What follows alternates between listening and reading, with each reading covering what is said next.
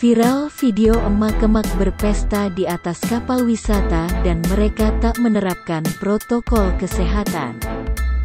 Sejumlah emak-emak mengenakan pakaian warna putih, mereka berjoget diiringi oleh musik. Terdapat pula kembang api dan ucapan selamat ulang tahun yang diduga ditujukan kepada pembuat acara tersebut. Video itu menjadi kontroversial sebab Makassar masih menerapkan PPKM level 4. PLT Kasatpol PP Makassar Iqbal Asnan berencana memeriksa pihak pengelola.